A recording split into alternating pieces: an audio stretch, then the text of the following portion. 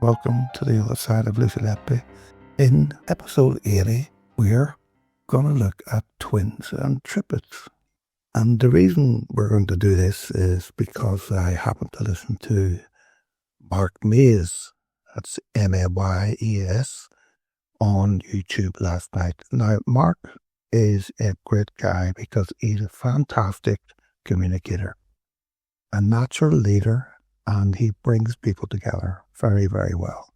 He is considerate, kind, observant, respectful, honest, curious, and funny. Just the type of person that we really need in medicine. And it's a pity that Mark wasn't in charge at the Countess of Chester Hospital, because I doubt if half the shenanigans going on there would have went on there had Mark been in charge. Anyway, Mark brought together a group of people to discuss twins and triplets and their prevalence in the Letby case.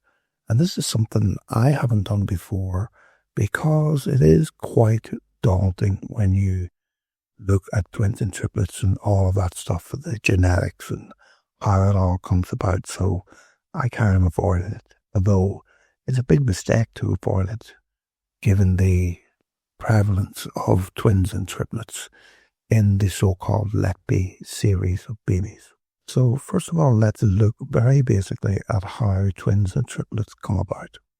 And that largely depends whether the twins or triplets originate from the father or originate from the mother. So during conception, you need one sperm and one ovum or egg from the mother, hopefully to meet in the fallopian tube. That's the tube that connects the ovary to the womb of the mother. Now, sometimes you get impregnation outside the fallopian tube or where it remains in the fallopian tube and the developing baby doesn't move into the womb. And that's called an ectopic pregnancy. And ectopic pregnancies never survive, and they are often or could be fatal to the mother. Now, at the entry or border of the fallopian tube, there are little finger-like structures that pull the ovum, the egg, into the fallopian tube. And these are called fimbriae, F-R-I-M-B or A-I-E. And that in Latin means border. So the Romans would have called Ukraine borderland, fimbriae. Sperm can survive in the human body for up to 5 days, but the ovum can only survive 24 hours.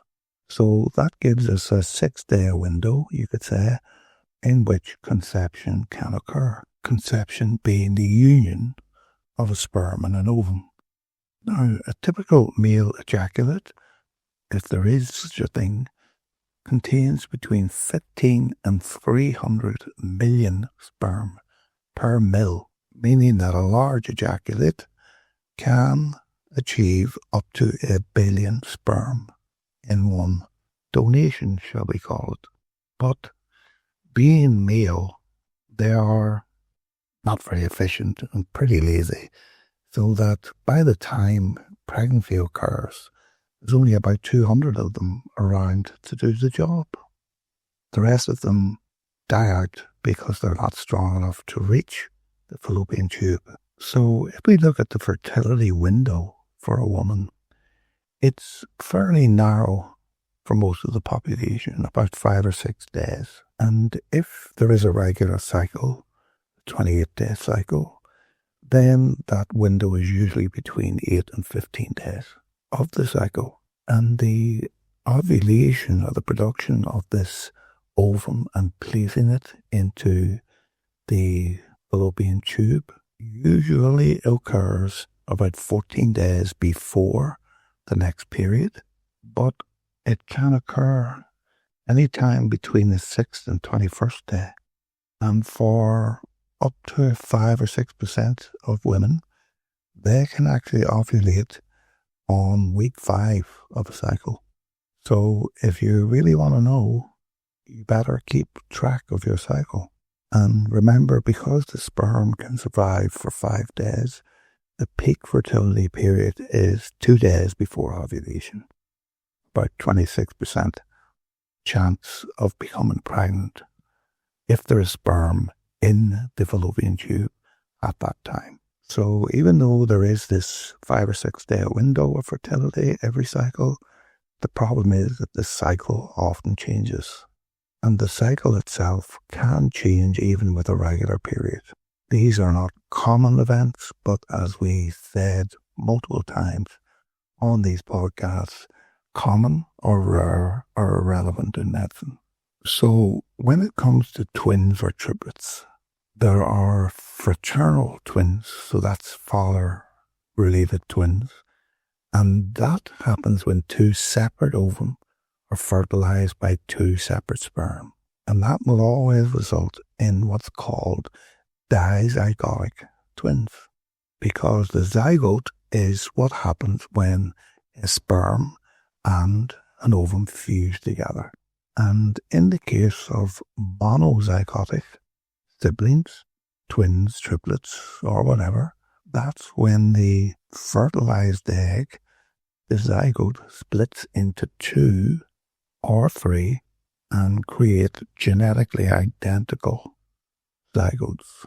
So on the father's side, you will have multiple sperm donations. That's the only way that they can achieve multiple pregnancies. And on the maternal side, you have the splitting of a single fertilized ovum or zygote into 1 or 2 extrazygotes. And then you have a combination of the 2. So you can have triplets, for instance, that are created by 2 sperm fertilizing 2 ovum, and then one of those ovums split to create identical twins and a non-identical triplet.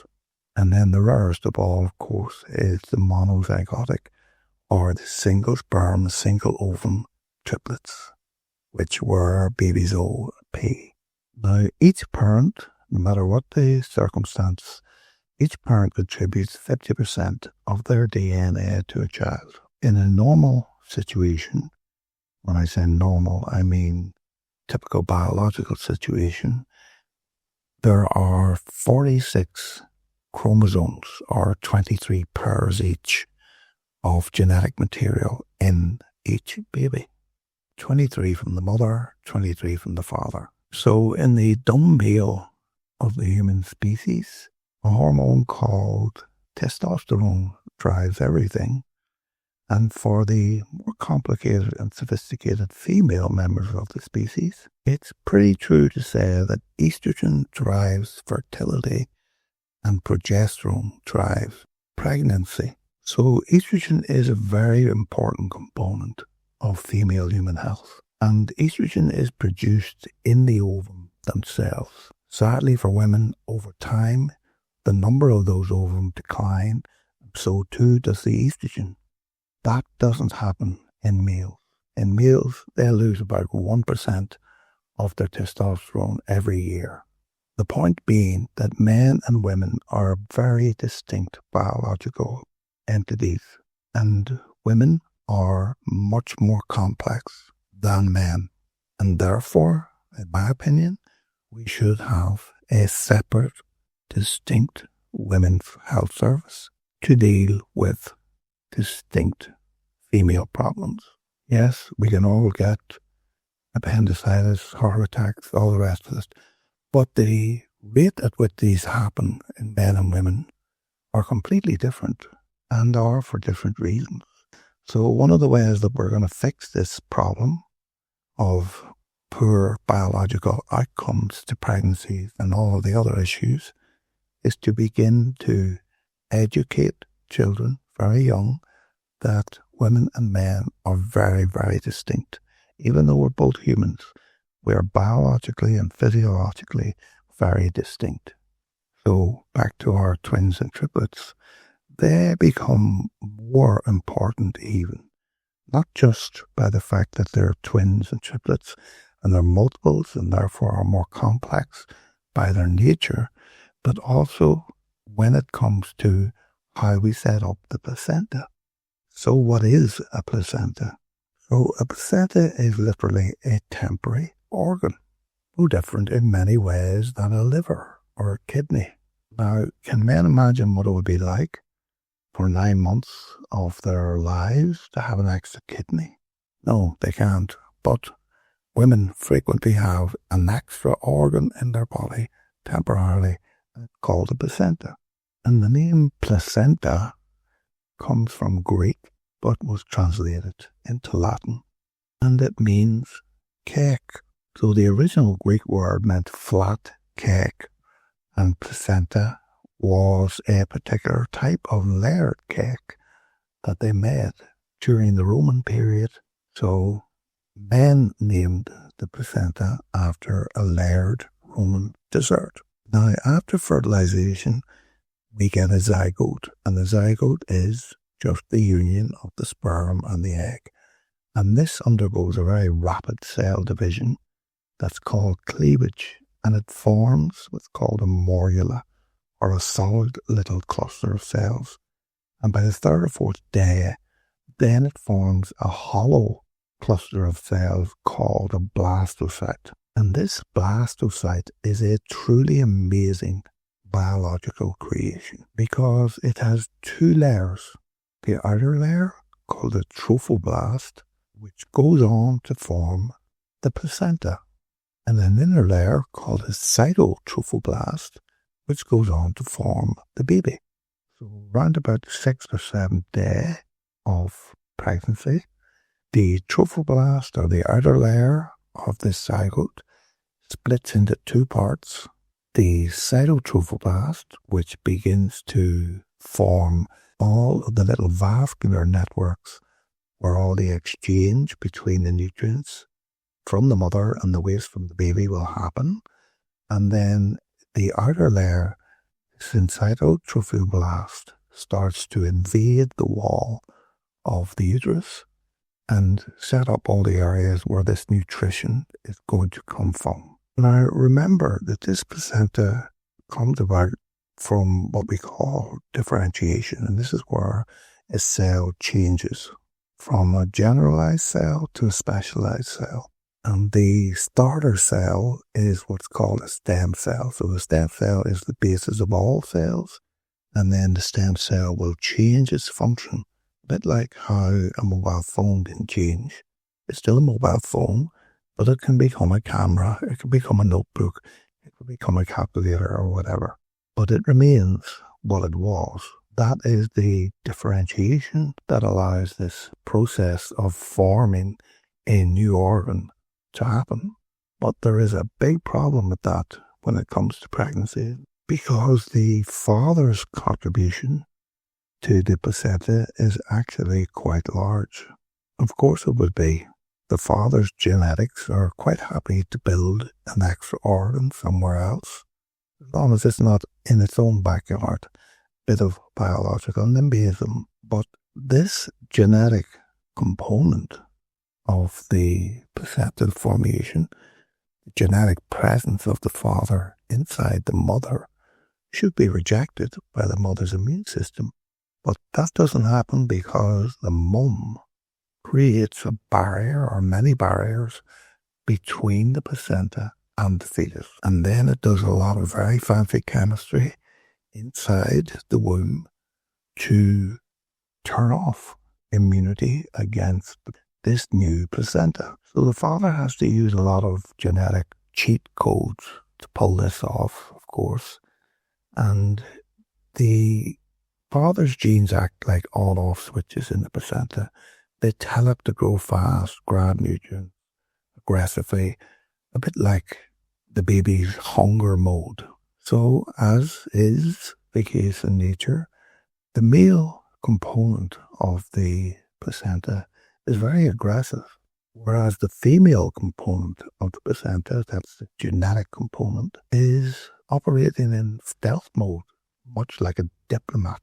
And the mother's immunity forces itself to ignore a lot of the father's genetic material, and it builds a barrier between the baby and itself. and calms the immune system in general so that it doesn't reject the placenta, which it really ought to. So this biological teamwork that results in the creation of the placenta often goes wrong. Of course it does. And when it goes wrong, the consequences are not to the father. Consequences are to the mother and the baby. And the mother-specific risks are, in particular, preeclampsia, which results in dangerously high blood pressure that damage organs inside the mother. And of course, we know about morning sickness or hyperemesis, gravidarum, which is the vomiting of pregnancy. And then we can have bleeding if the placenta detaches from the wall or becomes infected or anything like that. And that represents a unique risk to the mother because it's her blood that she's going to lose.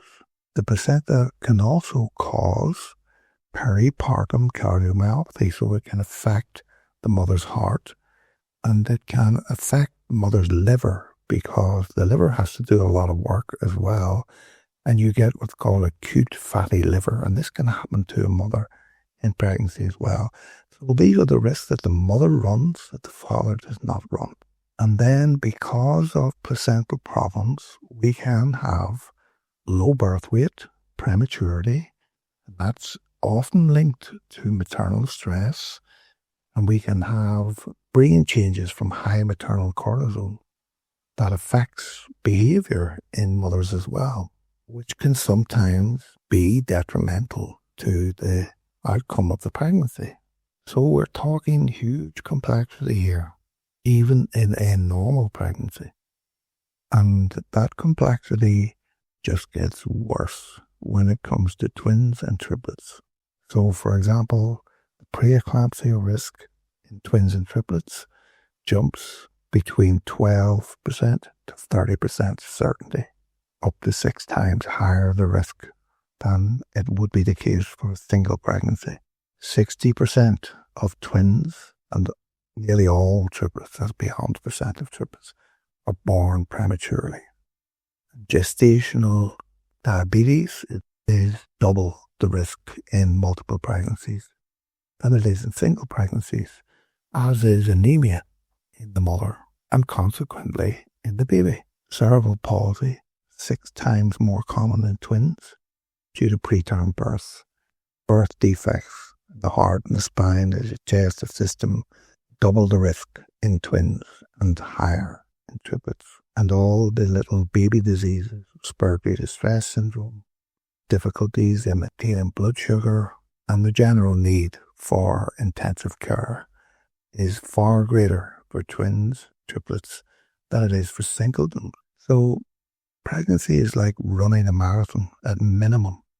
Pregnancy with twins or triplets is like running a marathon backwards without any running shoes while you're trying to juggle 6 balls at once. And that's before we get to the complications that can arise due to twin transfusion problems. Now, these transfusion problems apply to twins, triplets, any multiples, depending on what way the placenta or the placentas are configured. So you can have a single placenta for either twins or triplets, or you can have multiple placentas. 2 placentas for twins, 3 placentas for triplets, or combination for triplets of somewhere in between. And that's going to hugely complicate the pregnancy and the outcome of the pregnancy. So we have the chorion. Chorion is the part of the placenta that is inserted into the maternal wall, and the amnion is the part of the placenta that surrounds the baby. And around about 16 weeks or coming into the second trimester of a pregnancy, these 2 layers fuse together. And the term chorion originates from Greek, and it just means skin. And the term amnion also originates from Greek, and it has multiple origins possibly, but it generally describes a sacrificial vase that was used to capture blood from the slaughter of lambs. So we can see that the chorion is the bit that's supposed to protect, and the amnion, which is the bit that contains the baby and contains the amniotic fluid, bathes the baby for a long time, is associated with blood sacrifice and therefore pretty nasty outcomes. And if we look at the evolution of mammalian species, it's probable that all mammals had invasive chorions, had invasive placentas during their early evolution. But for most of these mammalian species, this evolved out because it was too dangerous, and different adaptive methods to sustain pregnancy by the use of the placenta evolved into existence. So for big cats, for instance, or carnivores in general, there's a moderate invasion of the mother so that the trophoblasts that are burrowing into the wall of the uterus, they don't come into contact with maternal blood vessels at all, which really reduces the rejection risk from the immune system. Animals like horses and pigs, the fetal cells never touch maternal blood. Nutrients pass through intact uterine layers. So again, it's just an exchange system, but there's no direct contact. Now, this means that the amount of nutrition that is exchanged is less, but there are practically no immune consequences at all. And that results in longer pregnancies, but safer pregnancies. And very fast breeding animals like mice and rats, they allow very aggressive invasion of the placenta, and they have to reset their immune system every day to tolerate that. But the net result is much faster pregnancies. And if you reduce the duration of the pregnancy, you're going to reduce the risk. Humans are kind of stuck somewhere in the middle, and the main reason we're stuck somewhere in the middle is because we have to develop a much bigger brain. And that is a very complex organ biologically.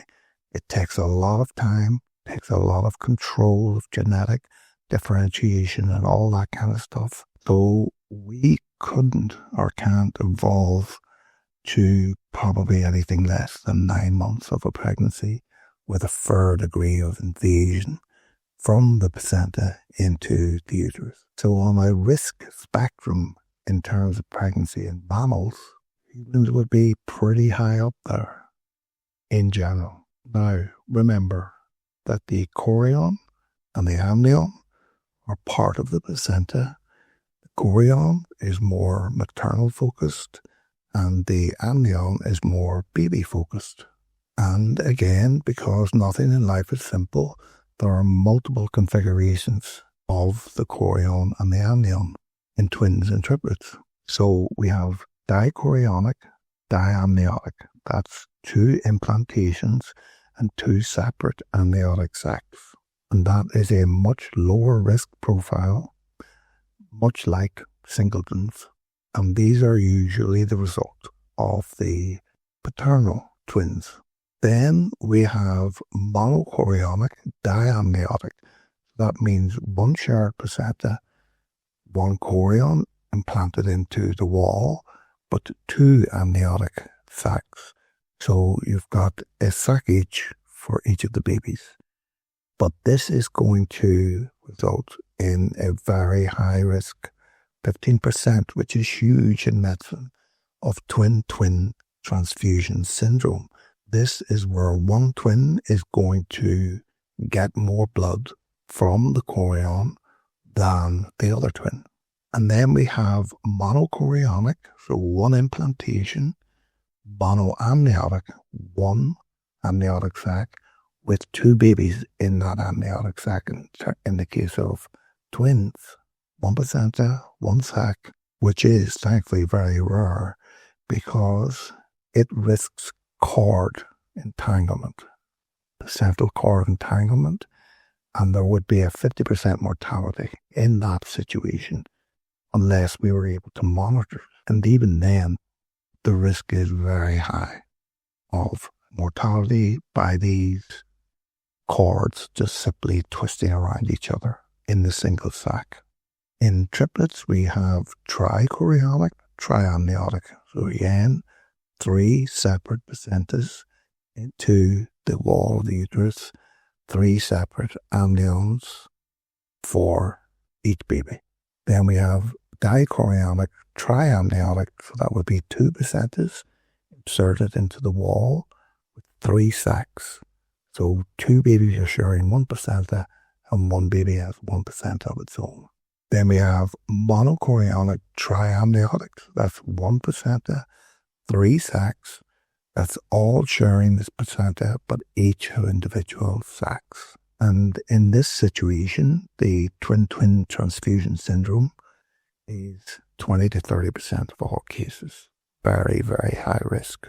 And we have monochorionic diamniotic, so again, 1 placenta in the wall of the uterus, and 2 sacs.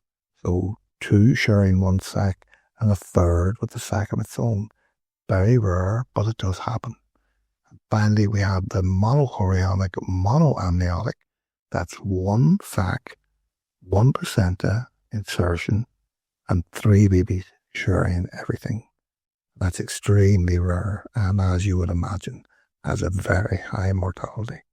So the main takeaway from this is that when you have a monochorionic pregnancy, when you have only 1 placental insertion into the maternal wall of the uterus, you have a 5 times higher risk of twin-twin transfusion syndromes than if you have 2 separate placentas, 2 chorions, separately inserting into the maternal wall.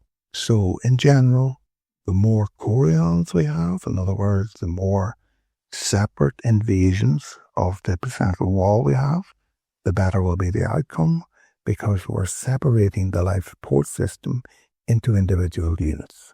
When we reduce that to a single chorion, 1 insertion into the maternal wall, in twins, we increase perinatal mortality risk 5 times. By a factor of 5. So when we take triplets and compare them to twins, the risks rise dramatically.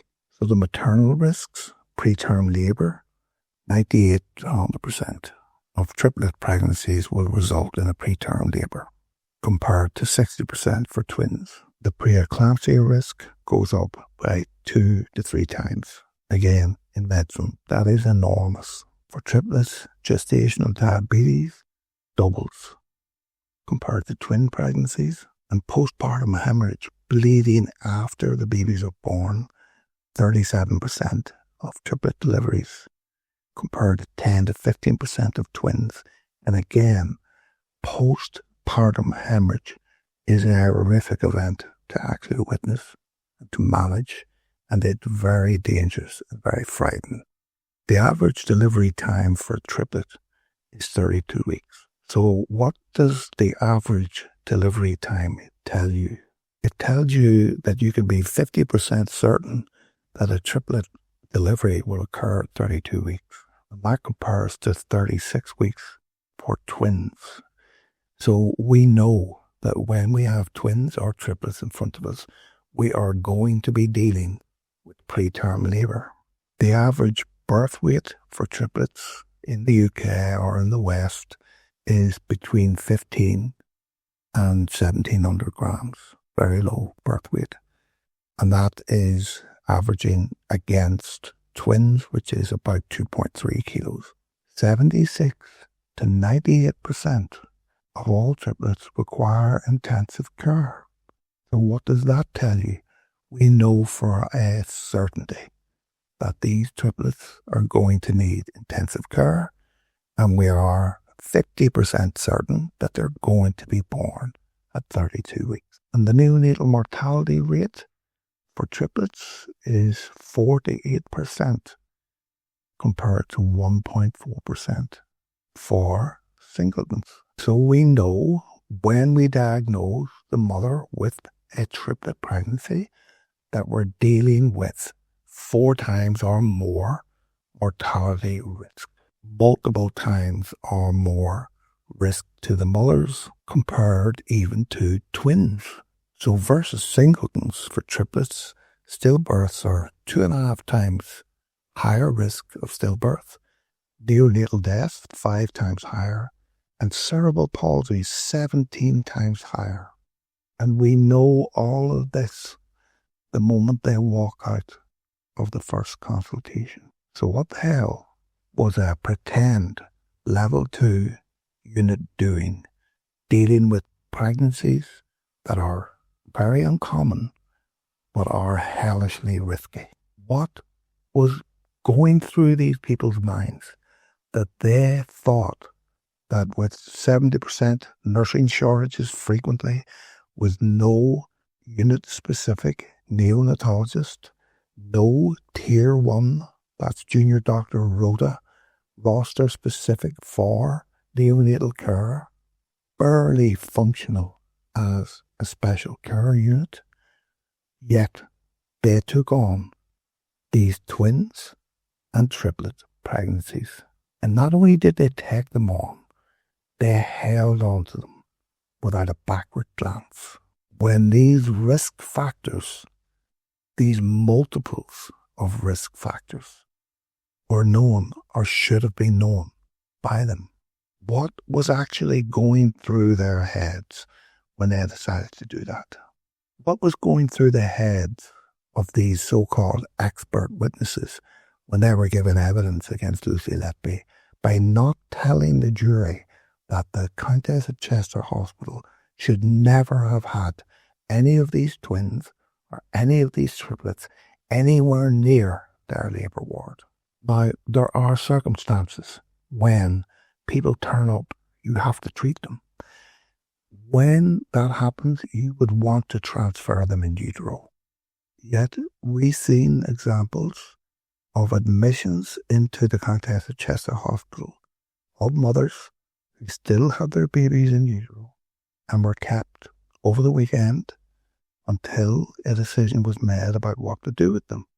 And we're not going to relitigate all of that again, but I didn't hear any of that mentioned at the Thirlwell inquiry, at the trial, or anywhere else.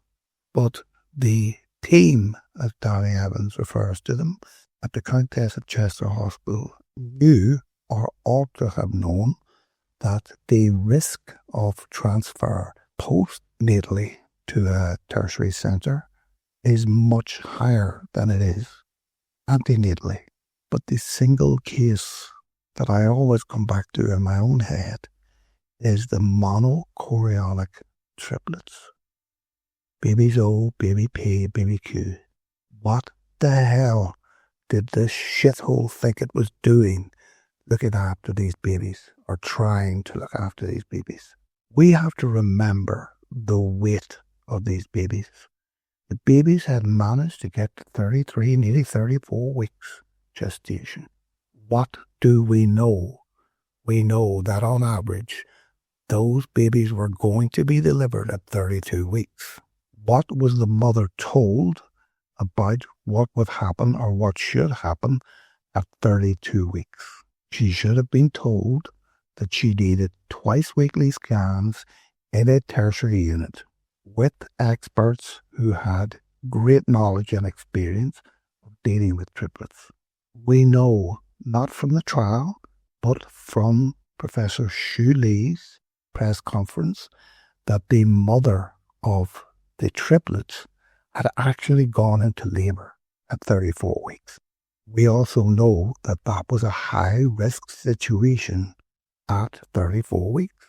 Given that half of these babies are going to be born at 32 weeks, someone, somewhere, has to make a decision at that time when to deliver these babies. Now, these babies should be attending a specialist part of a specialist neonatal unit and obstetric unit that has great experience with twins and triplets, and staff that have great experience with twins and triplets. From 16 weeks on, in my general practice in Ireland, any twins and triplets I had that had any complication whatsoever, particularly the triplets, had bi-weekly scans at one of the 3 national maternity hospitals, not the local hospital, at one of the 3 national maternity hospitals. And everyone would put their hand up and say, yeah, we know you have to drive from the town where I worked to Dublin twice a week. But look, we're talking about your babies here. It's not ideal for you, but it is ideal for them. There was more than a 90% chance that these triplets would be alive today if they had had bi-weekly scans at one of these dedicated units that dealt exclusively with triplets. But somehow or other, we find ourselves in a situation where a mother at 34 weeks is in labour and has to have an emergency cesarean section where the anaesthetic, according to her, didn't even work.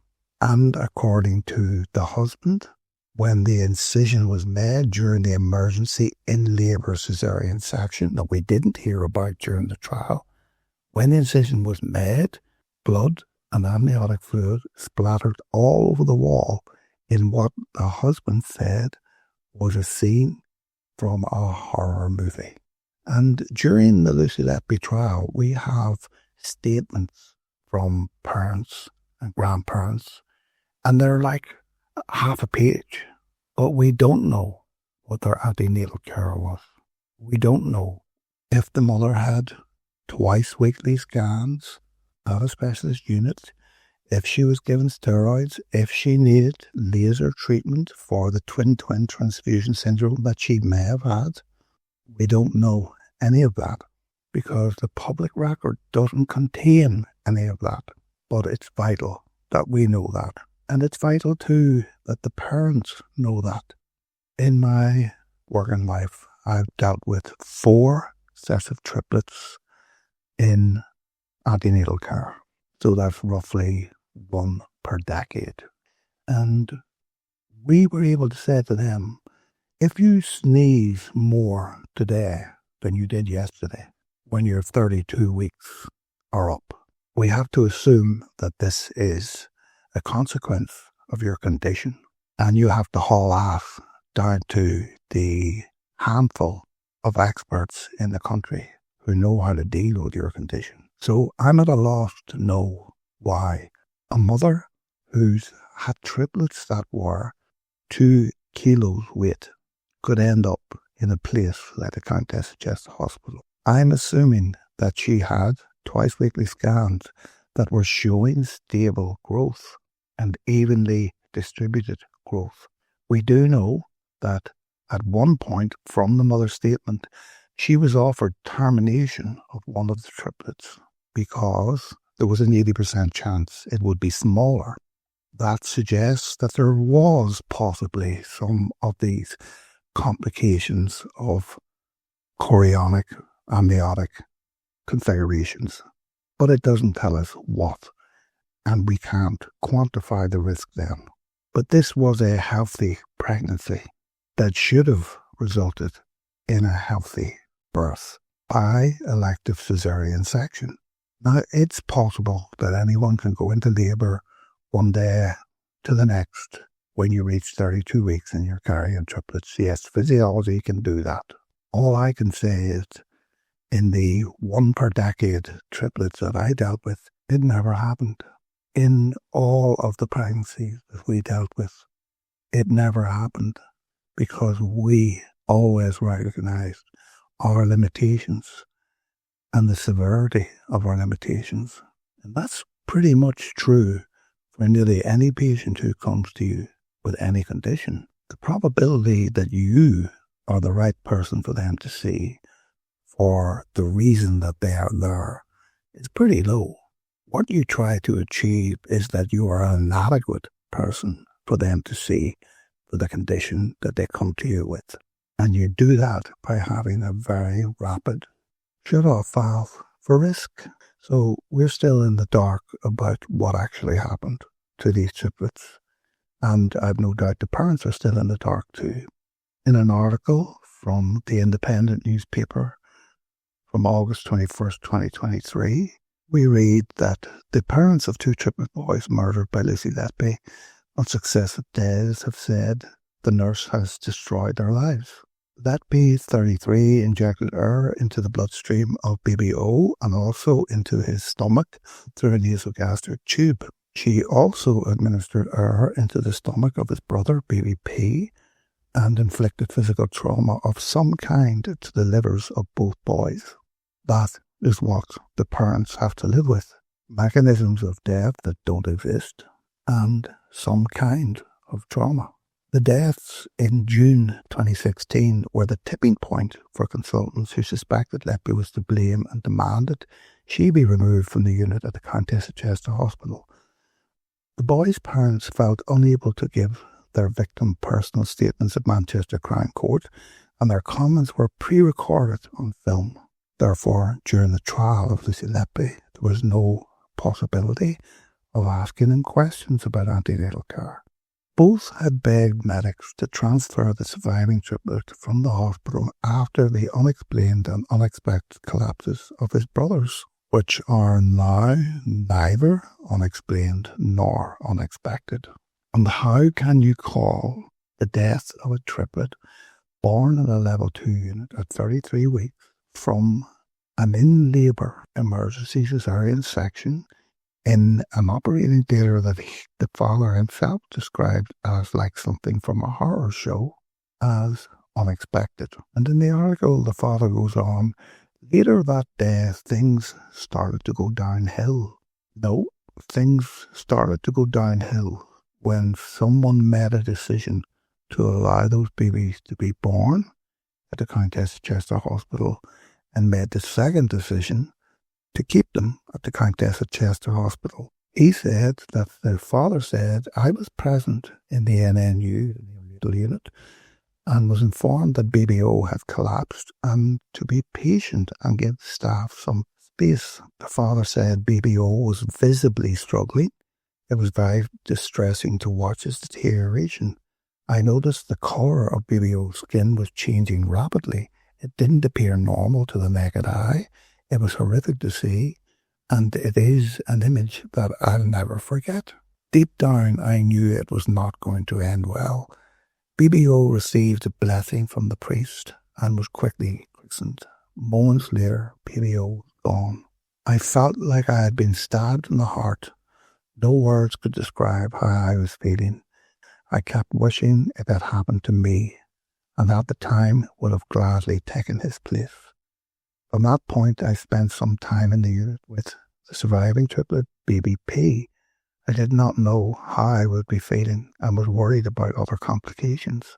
Every beep on that unit caused me anxiety and additional stress. He said the next morning he and his wife were informed that BBP was poorly, totally predictable from the stats that we already have about how well these babies do when they're in a level 2 unit.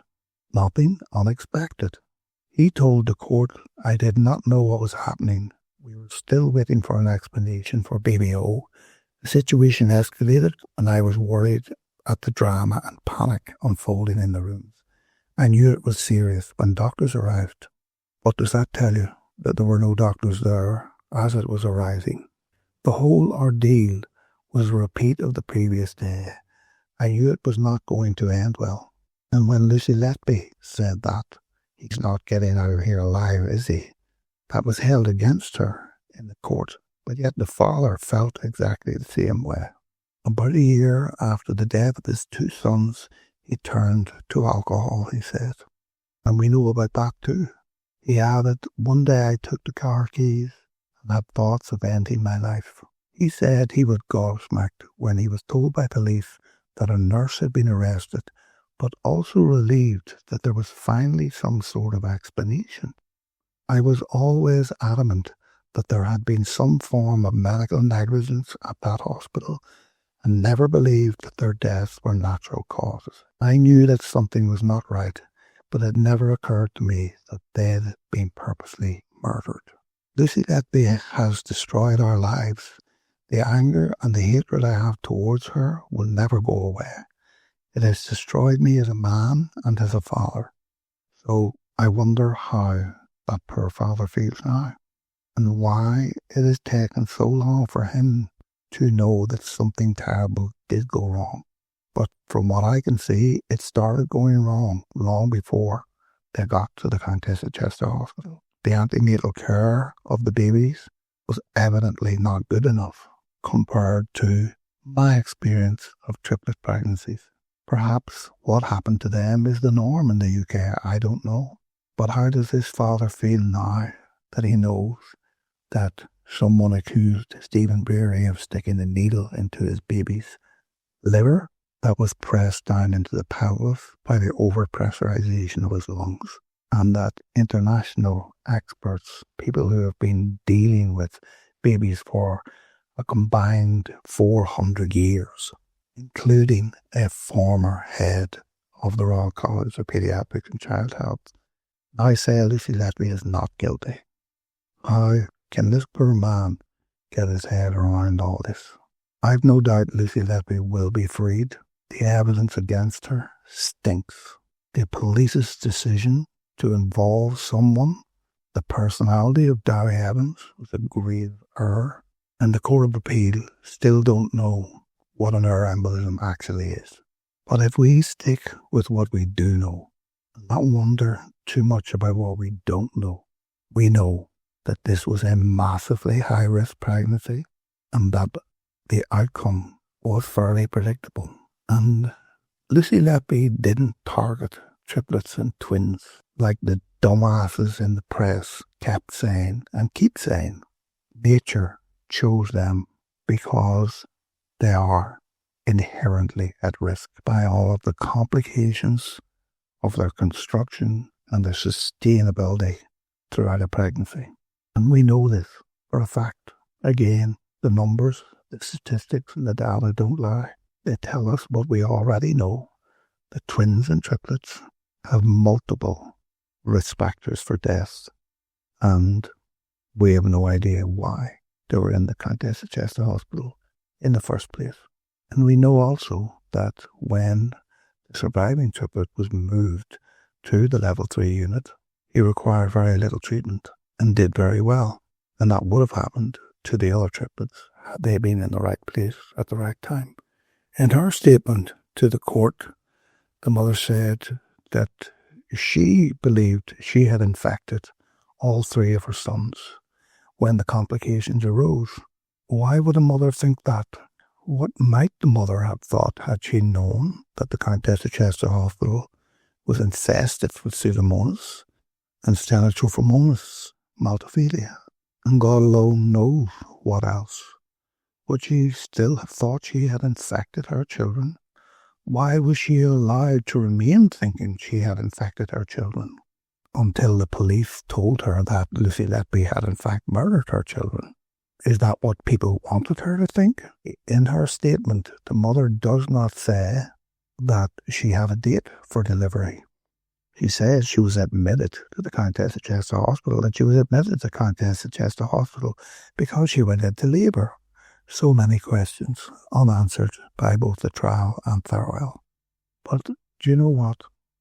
When you look at all of this heartache, all of this uncertainty, complexity, statistics, expected, unexpected, predictable, unpredictable, the mother blaming herself, the father blaming himself, all that was required to undo all of that was to call in Darry Evans early, because in spite of the failure of everyone else, Darry Evans knew that Baby O had been murdered within 10 minutes of reading the file. The family should be told why Darry wasn't called in earlier, why this man was allowed to retire from practice and carry on working through the courts instead of sharing his undoubted genius with the rest of the world. We'll never know how that was ever allowed to happen. So we'll say it until we're blue in the face. If you ignore risk, you invite disaster. And when you invite disaster, you will dine with the consequences. So far, the consequences haven't settled where they need to, but they will. So I'll leave you a link to Mark's little debate, and he has these live streams every now and again. If you're interested in justice, if you're interested in the Lucy Letby case, I would highly recommend that you tune in. And I hope you got something from this podcast, and we'll see you in the next one. Bye.